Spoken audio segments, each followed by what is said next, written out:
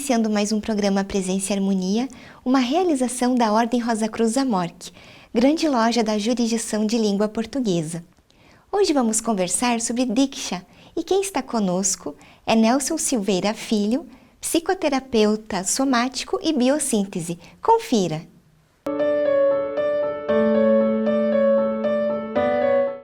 Nelson, bem-vindo ao programa Presença e Harmonia e muito obrigada por estar conosco.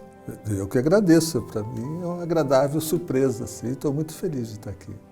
Nelson, você pode explicar para nós então como funciona a Diksha? Talvez possa ser interessante eu falar de qual foi a minha experiência. Ótimo! Né? Uhum. Na verdade, eu costumo dizer que foi um aceleramento, um empurrão para um novo estado de percepção da realidade ou de lidar com a própria realidade externa do mundo quanto a realidade interna. E isso foi também a segunda surpresa, que me ajudou muito a minha relação e vínculo com o cosmos, ou o Deus, a entidade suprema, que eu sentia como algo separado. A gente sabe que existe uma força maior, mas a gente não tem a conexão com ela. E a Diksha, ela gradativamente, foi me proporcionando essa possibilidade de sentir essa presença em mim. Certo. Então, isso são marcos, né, existenciais que fica a vida antes e depois. Né? E é um processo. É algo que vai acontecendo gradativamente e você vai experimentando, né, sensações de estar em unidade. Unidade consigo mesmo, unidade na relação com os outros, unidade com a natureza, unidade com as formas de vida e unidade com o universo. Então, e onde surgiu a Diksha? Ela tem uma história muito bonita, porque ela vem de um casal, né, que resolveu fundar uma escola na Índia, no sul da Índia, e eles queriam fazer uma escola, tiveram o propósito de fazer uma escola diferenciada, uma escola que seria para ajudar as crianças a não só terem uma educação formal, mas também acessarem um desenvolvimento espiritual para contribuir para a humanidade de uma forma mais intensa e positiva. Na verdade, eles já estavam, no projeto deles, já ambicionavam que nesse processo da escola algo iria acontecer e queria se manifestar uma força, um fenômeno que iria ajudar a acelerar esses processos todos. E isso aconteceu. Então, a escola começou em 1984 e em 1989 foi quando aconteceu pela primeira vez o fenômeno num dos alunos da escola, né, que era o Krishnaji, e que foi até, na época, o senhor diretor, que é o Bhagavan, mas ele era conhecido como senhor diretor, não como um mestre espiritual, e que foi falar que teve um sonho, né, à noite, que uma imensa luz dourada tomou conta dele, entrou dentro dele. E aí o Bhagavan perguntou, né, e ele tem nome? E aí ele falou, olha, é o mestre espiritual. Né? Ah, interessante isso. Né? E você, o que ele faz para você? Ele falou, nossa, ele me deixa numa paz muito grande e tenho muito amor dentro de mim. E o que você quer fazer com isso? Ele falou, eu quero que todos os meus amigos e colegas aqui da escola tenham isso. E aí o Bhagavan falou, então vamos fazer isso. Pergunta para essa força, para essa luz, para esse mestre, se você pode passar para os outros e como você pode fazer isso. Aí ele falou assim, eu já perguntei. Ele disse que eu pôr a mão na cabeça das pessoas. Sobre a cabeça dos outros passa. E aí começou a experiência de fazer isso dentro da escola. E cada aluno que recebia começou a também ter as mesmas sensações. E depois disso, eles começaram a perceber, por inúmeros fatores, que essa força toda estava ligada também com os diretores. Então, e principalmente que eles começaram a ter experiências muito inusitadas para todas as crianças. Diferentes experiências. E, inclusive que cada um deles, por exemplo, às vezes chamavam esse mestre espiritual de outros nomes, né? Então tinha pessoas que falavam que era Cristo, outros falavam que era Krishna, outro falava que era Brahma, outro podia falar que é Buda, diferentes manifestações. E isso começou a mudar totalmente a forma de ser da escola e na relação, interferir na relação familiar. Os alunos começaram a mudar as famílias. E as famílias começaram a se interessar muito por isso. E isso fez com que o processo todo e essa força energética, essa presença divina, começasse a crescer muito rapidamente. A ponto que a escola, que começou do nada, chegou rapidamente, depois ainda da Diksha, a ter 200 alunos internos, ou 170 alunos internos e mais 200 de fora, ou vice-versa. E aí ficou impossível para eles, porque os pais todo mundo queria estar mais próximo. Então eles mudaram a missão da escola para se tornar uma escola da família, das famílias.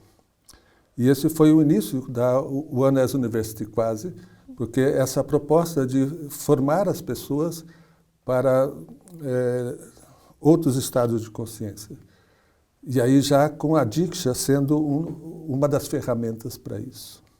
Esse casal que o senhor comenta, o senhor pode falar um pouquinho para nós, então, né, que é a Siriyama e o Bhagavan, por favor? Sim, eu gosto de contar as histórias, porque nas histórias a gente tem uma demonstração da realidade. Então, primeiro, as histórias que eu ouvi de monges, que depois se transformaram em monges, mas que eram eram as crianças dessa escola. Né? E um deles me falou que quando eles estavam brincando no recreio, né, no intervalo, estavam todos brincando, fazendo seus jogos, sejam homens, os meninos e as meninas, eles brincam todos separados. Né? Mas quando um deles pegava uma cadeira e ia para o pátio, quando eles percebiam, eles preferiam largar a brincadeira e ficar sentado em silêncio perto de um deles, porque eles tinham uma alegria, sentiam-se melhor e mais felizes, e uma alegria muito grande, inundados de um amor muito grande, que deixava eles mais contentes de estar ali ao lado de um deles, ou dos dois, do que brincando.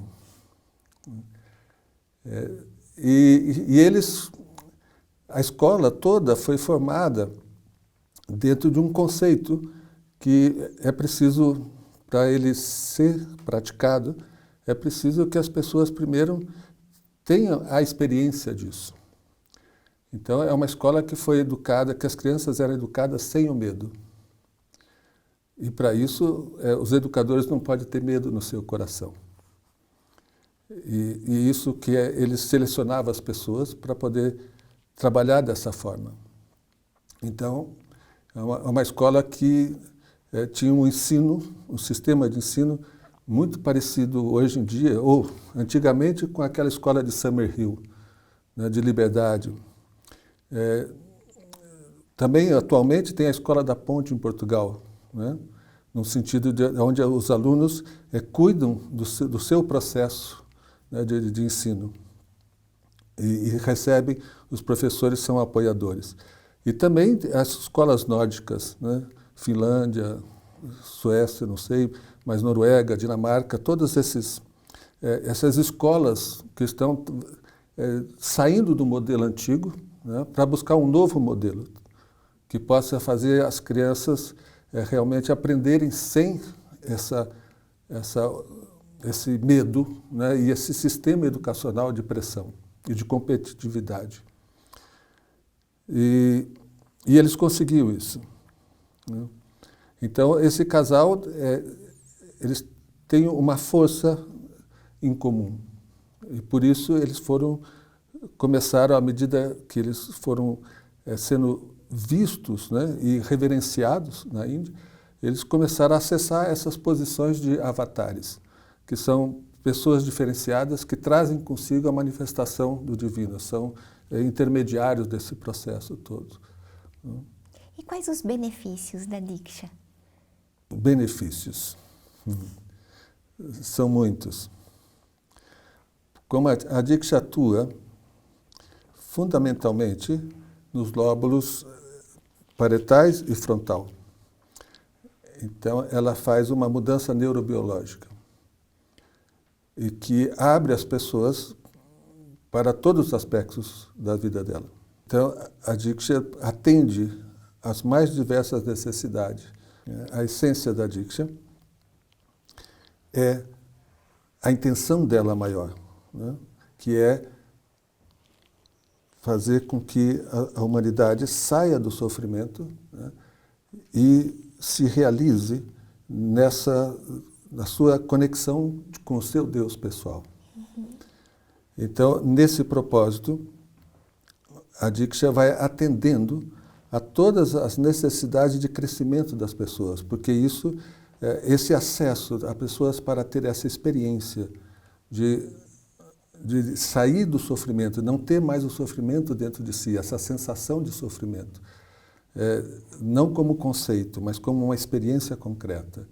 E para ter essa realização em Deus como uma experiência concreta, ele precisa ter várias necessidades supridas. Ele precisa se sentir amorosamente aceito, como ele é, incondicionalmente. E que não é o modelo que a gente recebe. Então, a Diksha vai abrindo na nossa mente essa disponibilidade para a gente viver essa experiência de amor que não foi parte da nossa realidade. E isso vai fazendo com que você vai se aceitando melhor como você é e aprendendo a olhar para você de uma nova forma. E isso acelera os teus processos pessoais. Então você tem um ganho direto disso como crescimento, uma sensação permanente de estar evoluindo, em processo de evolução. Num outro lado, numa outra perspectiva, como ela está te ajudando a você se relacionar também, não com a vida em si, ela também te ajuda nas questões materiais. Então ela te ajuda nas tuas intenções, naquilo que você necessita, né, nos teus desejos. Tem uma frase que eu gosto muito, que foi a primeira que eu ouvi lá. Quando a primeira vez que eu fui na Índia, que foi em 2006, eu era muito cético e não fui lá desejando encontrar algo e nem sabia o que eu ia encontrar. E a primeira frase que eu ouvi do monge foi isso: a graça é de graça. E todos são merecedores, ou seja, sem distinção. Esse amor incondicional. E se a graça é de graça, você pode pedir qualquer coisa. Se isso realmente, o teu pedido, estiver coerente com o teu coração, com aquilo que você precisa, com a tua necessidade, que é a tua daquele momento, mesmo que for somente para provar que existe uma força maior, você vai receber. E como que é a aplicação? É extremamente simples e surpreendente, porque é uma rápida imposição de mãos acima da sua cabeça. Certo. Só isso. E quem pode ser doador de Diksha? Qualquer pessoa. Existem os cursos que são feitos, que foram concebidos e formatados pela One As University, onde as pessoas passam por processos de autoconhecimento e conexão, experiências de conexão com essa entidade, com as suas entidades superiores, com o Deus de cada um. e com o que nós chamamos dessa suprema luz, com essa força da Diksha, que é essa imensa luz dourada da origem dela, mas que ela está nessa mesma...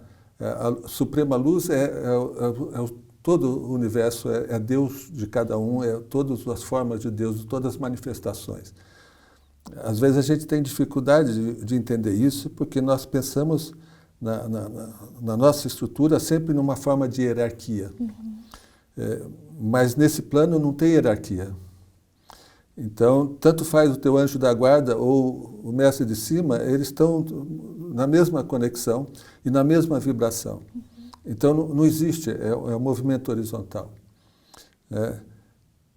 Então, a suprema luz significa essa consciência universal, suprema. Então, quando as pessoas fazem um curso, ele passa por esse processo. E ao final do curso, ele pode fazer a opção de ser iniciado ou não. A iniciação é um ritual. E nesse ritual, ele é como se ele se comprometesse. Ele falasse assim, eu desejo, né, continuar recebendo, porque quem doa recebe, e eu desejo continuar a servir a humanidade com o propósito de ajudá-la a sair do sofrimento e ajudá-la a acessar níveis mais elevados de consciência. E para quem recebe, tem alguma recomendação específica? Nós pedimos que, se ele desejar, ele pode fazer um pedido, algo que ele sinta que responda às necessidades dele. E no momento que ele recebe a Diksha, ele visualize esse pedido concretizado. Certo. E por que é tão difícil a gente desapegar dos problemas familiares e seguir adiante? Essa é uma pergunta para uma hora de conversa. Pode ser. A primeira questão tem que ser dividida um pouco, porque a questão é de entender o que vem a ser desapegar-se. Se você quer desapegar-se no sentido de excluir, o final não é nada agradável. Porque você vai tentar fazer uma cisão com algo que faz parte de você. Então, porque desapegar-se dos problemas familiares significa que é como se você fosse desapegar no sentido de excluir-se dos problemas familiares, ou seja, excluir-se da família.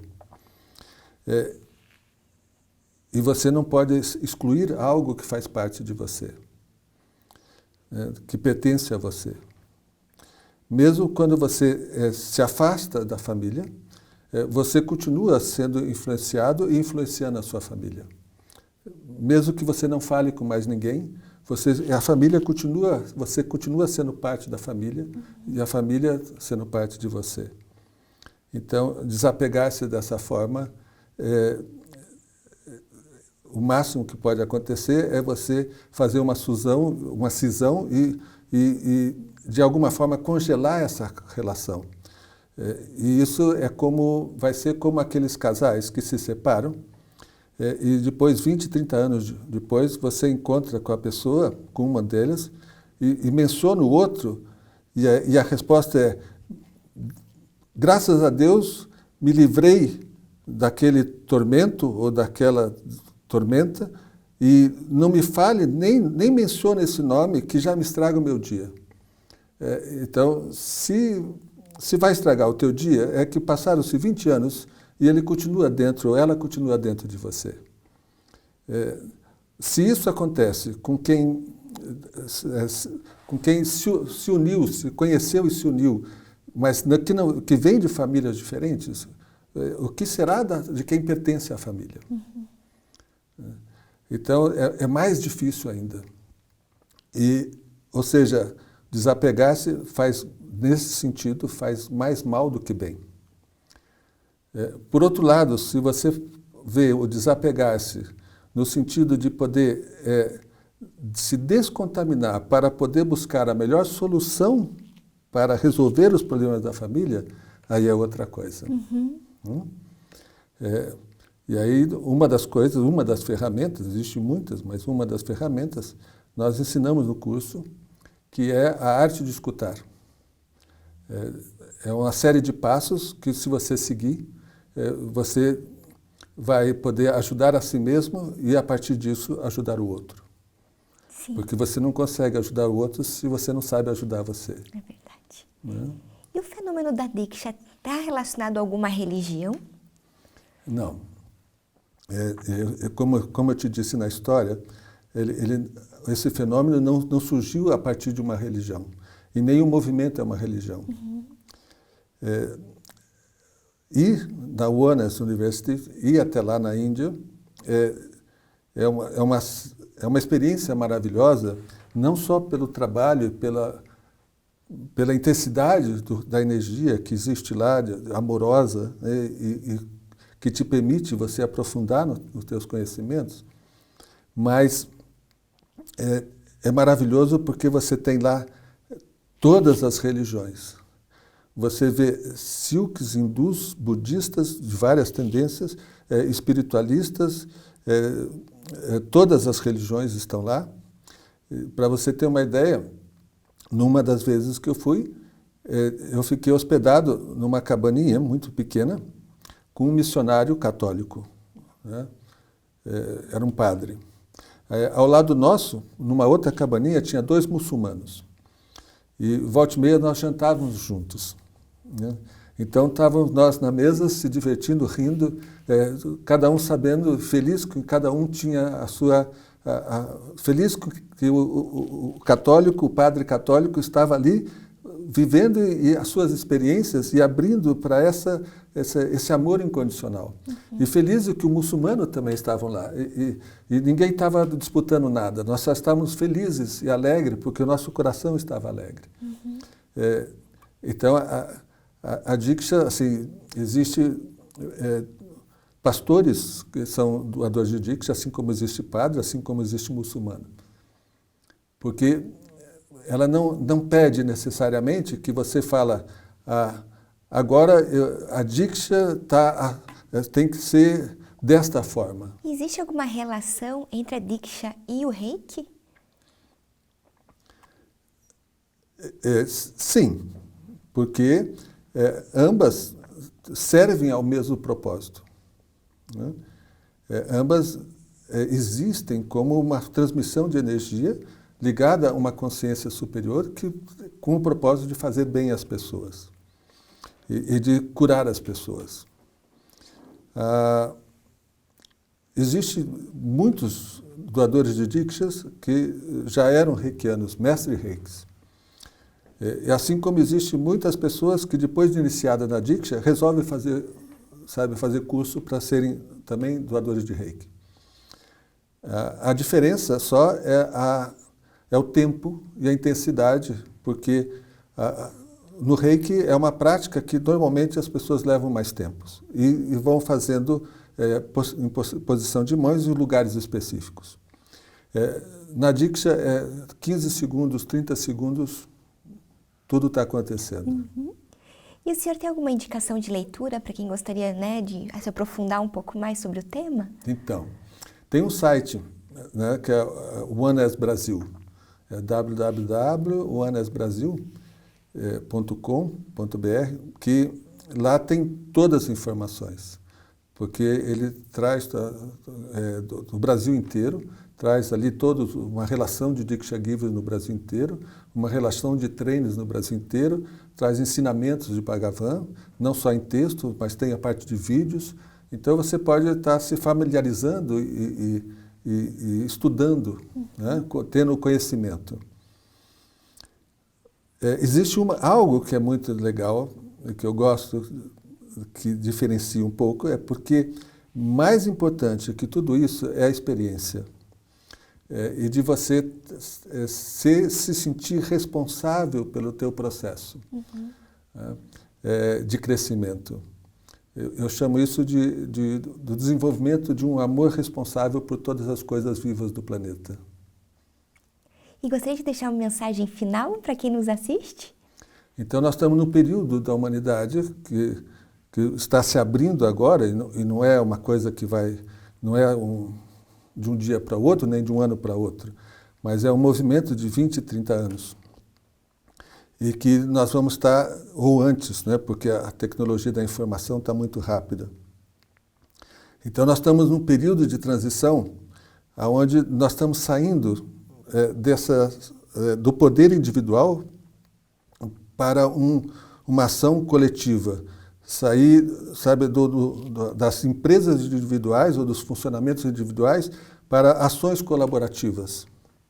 Então o mundo vai estar passando por um processo de grande transformação.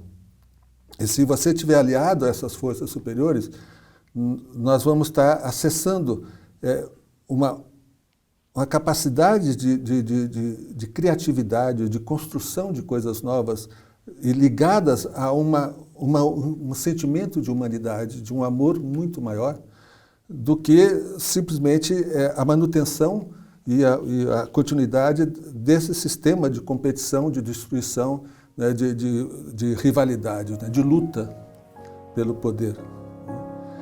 Então, nós estamos abrindo para uma experiência muito bonita. E a transformação não depende dos outros. Você só pode transformar você mesmo. Seu Nelson, muito obrigada por estar aqui conosco hoje. Que bom. Muito obrigada. É um prazer. Né? Igualmente. Eu aproveito para lembrar do nosso e-mail presenciaharmonia@morc.org.br. É muito importante para nós esse contato que nós temos com você que nos assiste. Agradecemos a participação conosco hoje e até o nosso próximo encontro. Paz profunda.